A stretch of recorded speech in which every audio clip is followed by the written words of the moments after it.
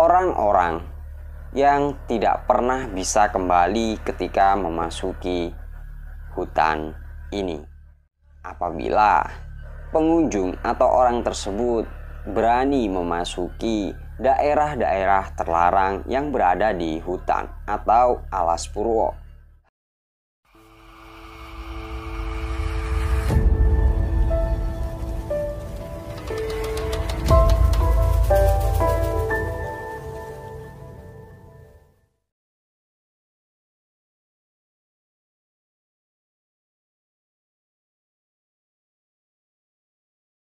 Assalamualaikum warahmatullahi wabarakatuh. Selamat malam teman-teman. Apa kabar kalian semua?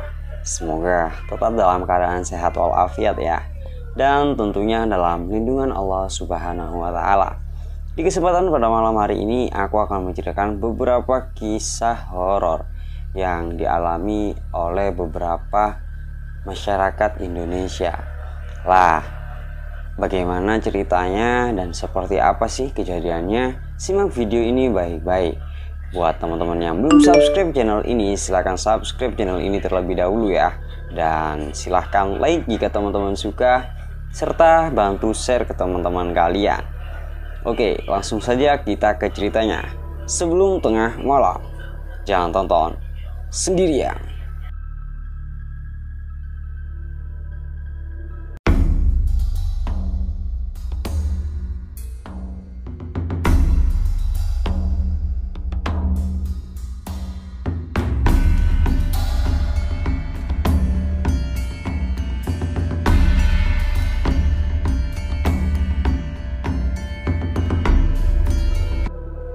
Cerita yang pertama, bus jurusan Bekasi Bandung. Cerita yang pertama datang dari beberapa kisah yang viral pada media sosial di beberapa waktu lalu, yakni bus hantu yang dialami oleh pemilik akun media sosial Instagram @hebosto dan diunggah ulang oleh pemilik akun media sosial Twitter @spookycici. Dikisahkan bahwasanya pada suatu malam @hebosto menaiki bus dari Bekasi menuju ke arah Bandung. Awalnya ia merasa biasa saja saat ia menaiki bus tersebut, tapi lama-kelamaan dirinya merasa ada yang aneh atau tidak beres. Dirinya melihat semua penumpang yang ada di dalam bus terlihat pucat dan tercium bau anyir. Ya, itu adalah bau darah. Akhirnya, karena dia penasaran dan dia mengambil handphonenya untuk merekam kejadian-kejadian yang ada di dalam bus. Namun, seperti yang bisa kalian tebak, kejadian-kejadian aneh di dalam bus membuatnya kaget. Tak tampak seorang pun di dalam bus, padahal dia melihat dengan jelas ada banyak banget penumpang di dalam bus tersebut. Tapi saat dia merekam menggunakan handphonenya, di dalam handphonenya tidak ada penumpang sama sekali. Dan ia tetap diam, tidak merespon apapun hingga sampai ke tujuannya. Ya, mungkin saja dia atau @hebosto ini merasa takut. Itu adalah cerita yang pertama. Seperti apa kelanjutannya, silahkan aja langsung cek di akun media sosialnya ya. Next, cerita yang kedua, bercak darah di lantai SMA Tugu di Kota Malang. Kota Malang mempunyai banyak banget cerita-cerita mistis. Salah satunya seperti SMA Tugu Kota Malang yang sudah sangat melegenda kisah mistisnya. Bagi yang belum tahu, SMA Tugu atau yang biasa sebut dengan SMA 1, 3, dan 4 ini sering terlihat lantai yang ada bekas darahnya. Padahal sudah sering dibersihkan, tapi tetap saja noda tersebut muncul setiap hari. Lebih menyeramkannya lagi, bercak darah tersebut masih ada meskipun lantainya sudah diganti. Jadi bukan hanya dibersihkan, bahkan lantai dari sekolahan tersebut sampai diganti, namun berkas atau bercak darah tersebut masih saja ada. Maka dari itu, supaya tidak menjadi permasalahan lagi, ubin atau lantainya diganti dengan lantai yang terbuat dari kayu yang warnanya kecoklatan atau gelap. Konon, darah-darah tersebut adalah bekas dari darah mayat-mayat yang dibantai oleh tentara pada zaman penjajahan yang terjadi ratus-ratusan tahun lalu. Bagaimana menurut teman-teman? Apakah kisah ini cukup menyeramkan? Silakan tulis pendapat teman-teman di kolom komentar. Next, cerita yang ketiga berjudul Mbak Yayu, si urban legend di kampus UGM. Buat teman-teman yang tahu kampus UGM, silakan tulis. Barangkali teman-teman juga berasal dari kampus UGM dan punya kisah-kisah horor, silakan langsung tulis di kolom komentar ya. Selain sekolahan seperti yang nomor 2 aku ceritakan, kampus-kampus di Indonesia juga memiliki beberapa cerita-cerita mistis tersendiri. Salah satunya adalah kampus UGM atau Universitas Gadjah Mada. Di kampus bergengsi tersebut terdapat sebuah legenda atau kisah yang biasa kita sebut urban legend yang bernama Mbak Yayu. Ya, Mbak Yayu adalah sebutan buat hantu gentayangan yang berada di kampus UGM. Arwah satu ini sudah cukup terkenal di Saintero kampus, dan sosoknya ini kerap terlihat di malam hari, baik di CCTV maupun mahasiswa yang masih ada di kampus pada saat malam hari. Sebenarnya sosok dari Mbak Yayu ini tidak begitu menyeramkan. Pasalnya ia memiliki penampilan seperti layaknya mahasiswa-mahasiswi yang ada.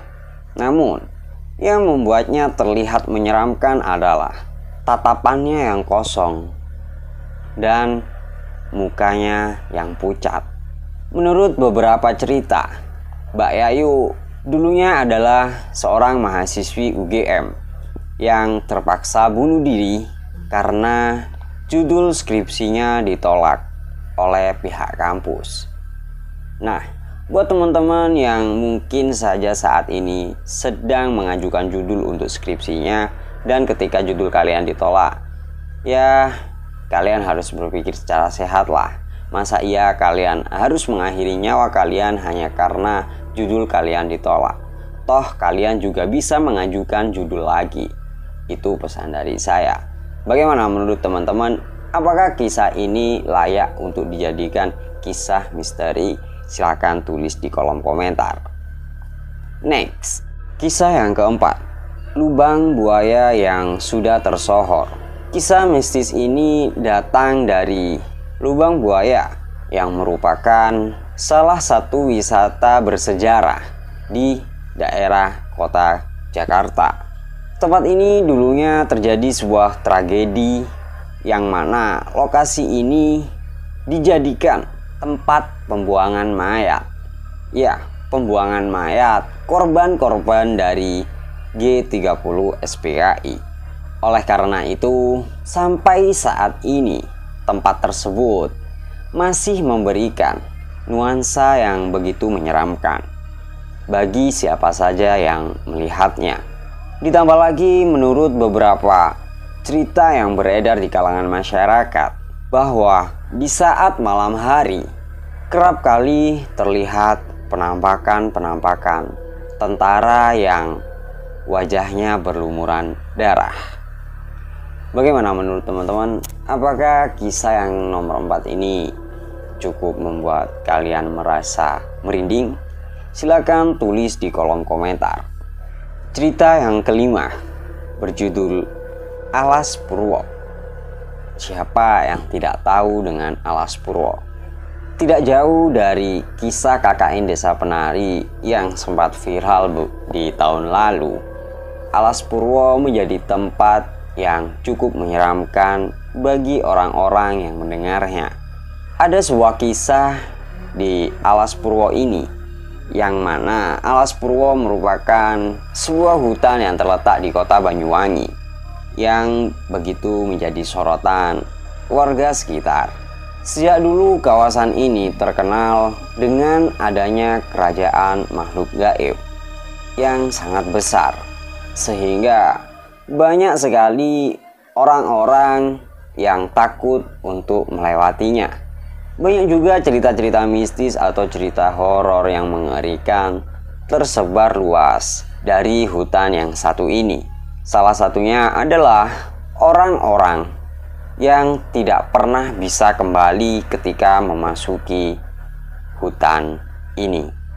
Apabila pengunjung atau orang tersebut berani memasuki daerah-daerah terlarang yang berada di hutan atau Alas Purwo.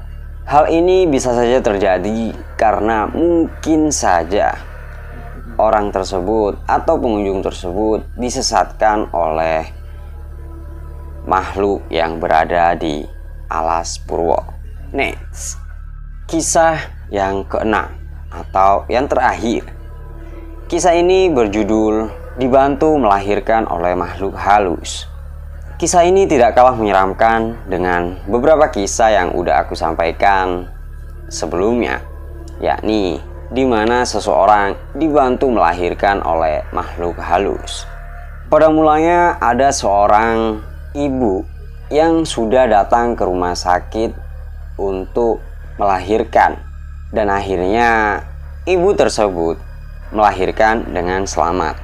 Namun setelah keluar dari rumah sakit, warga sekitar bertanya-tanya kepada ibu tersebut. Pasalnya ibu tersebut keluar dari rumah sakit Mawardi Waluyo, Blitar, yang sudah tidak terpakai.